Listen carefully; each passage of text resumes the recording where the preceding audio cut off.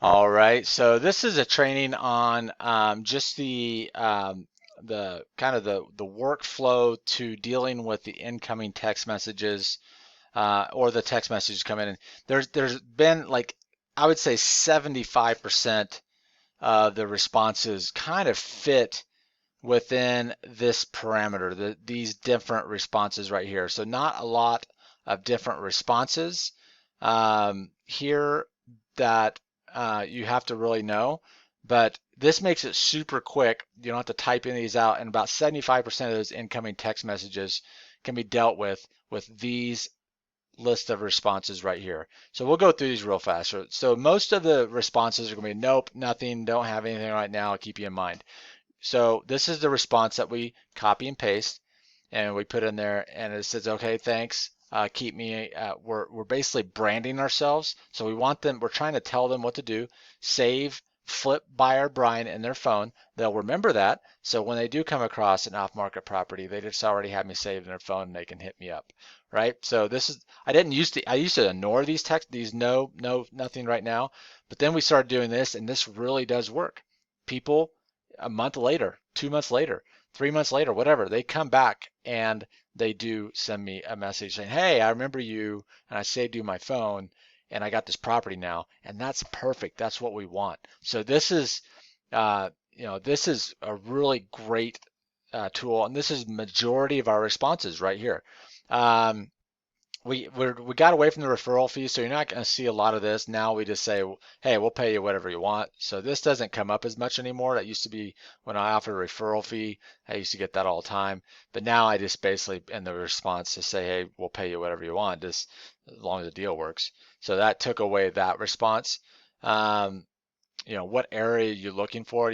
We get a lot of this. This message right here is automatically telling me usually is telling me that this is an agent that doesn't have an off-market property for us that wants to be our agent, which we don't want, right? We're our own agents. We don't need agents working for us in that manner. We don't need them getting on the MLS and sending us properties. We're already on the MLS and we're already putting in offers on those properties. So, but we still respond because there are some of those people that want to know if we're in the front range and they have a property in the front range. So we still do respond, but usually it goes down the path, hey, I want to be your agent, and that we shut down. But if they go down the path, hey, I actually do have a property in the front range, that's what we're looking for. All right, so next question is, do you wholesale? Who do you work for? So this question we get two different ways. All right, and I'm going to go over both ways. Do you wholesale? Who do you work for? This question usually is the one that we get in this format is an agent asking us if we're wholesalers and they don't want to work with us if they're wholesalers. Okay, right here, this is the response that I use most of the time. However, there are the occasion when you're going to get right down here. I am an investor looking to buy it. Do you wholesale? In that situation, we send this out. But be very, very careful. If you're not quite sure if you should send this out, don't. Just don't do it, okay?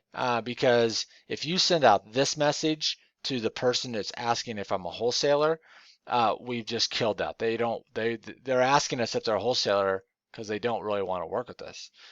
So I do flips. I work for myself. This is what we want to respond with most of the time, unless they are specifically saying, "Hey, I'm an investor. Do you wholesale these properties that you find?" Then in that case, we use this response. Okay. All right. So next, who are you? Getting this, I get this a lot because I guess there's a lot of a lot of spam out there. These agents are getting on their phones, and so they want to know who I am. And or if you're working a different market, they're going to want to know who you are. Okay, so you might want to set up your own LinkedIn or whatever. But this LinkedIn right here usually is the one I respond with because that just satisfies everything. I've got my sales pitch on LinkedIn. They go to it, they see that I buy tons of properties and that I'm legit and so on and so forth. Perfect. Maybe they ask, do you let me get your email? Then that's that response there. Maybe they want to know if I'm an agent. That response is right here. So this who you are. There's 3 or 4 different responses we use depending on what they're asking. Use the appropriate response, but most times we're using the LinkedIn. Can I add you to my list? Yep, great. There's this response right here. Are you a New Western net worth? No. All right.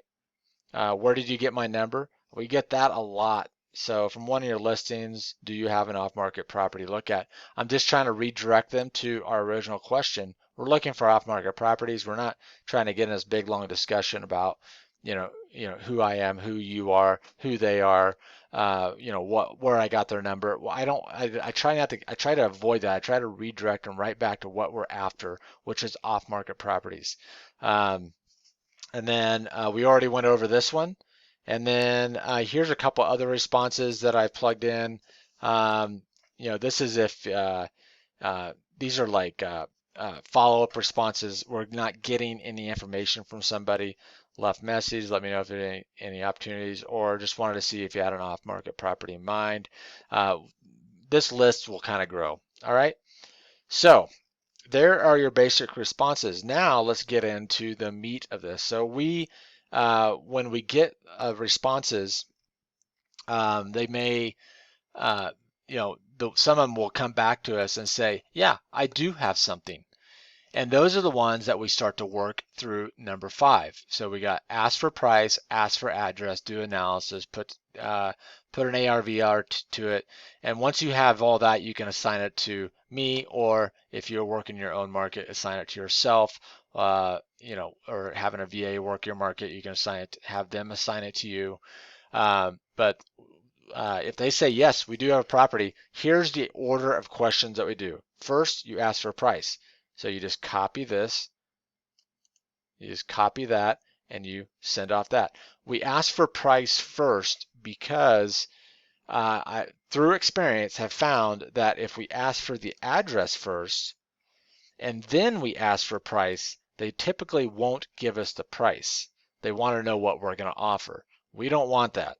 He who speaks first in negotiations loses, right? Typically, that's kind of the how the saying goes. So what we first ask is, what is the price that you're looking for the property?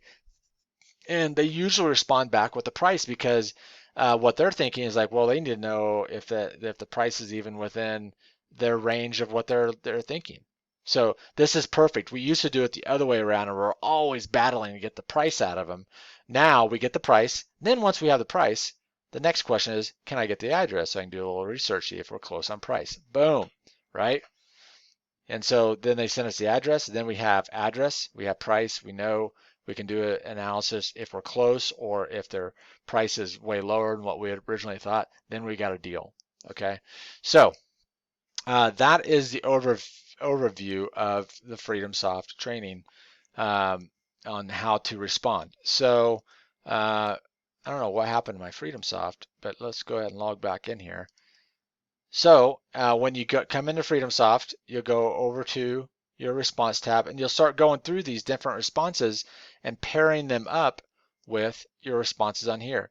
Now, if you can't find a response, and once you kind of done this for like an hour, you're automatically gonna, like, the way I do it is I copy this one, and then I go through and I respond to which one that fits in, and then get rid of those messages. And then I go into um, really after that, I kind of go to this LinkedIn one. I had to put these in order so it flows a little bit better, and respond to that. And then I just start going through the message from there, because these are the two. This one and this LinkedIn one is probably gonna be the ones that you use the most. But anyways, so I'm gonna go through some of these and just show you how I do this. So I'm gonna pause this. All right, so looks like Bassett worked through this one, and at the end, it's a no-go. We're around 600. They want 729 for this one. So she has nothing else. Then I responded with this. So once I've responded to Jeannie, I'm going to leave this in here for Bassett to clear because that's his. But let me keep going through this. I really shouldn't be into his leads, the stuff he's working. So let me keep on going through this. All right, so after talking through this, he has nothing for him right now. So this is the appropriate follow-up response to make sure that he saves us in the phone, and then we can just go ahead. I'm not sure why this task, Bassett was working it, but it's done now. So we've responded, so we can just go ahead and clear this text message. All right, so here is one here. She says, thanks so much. Don't have anything right now. So she didn't have anything, so we're having her save our phone number. Now that we responded, we can go ahead and clear her out, her text message, and keep going through these. Again, so this is a nope, nothing right now, so responded there. And then we can clear Dana out.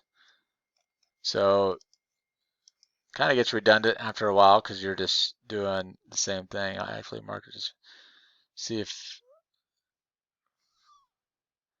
so I'm just, right now I'm just going through the nope, nothing right now, tough. So let me see if I can find any more.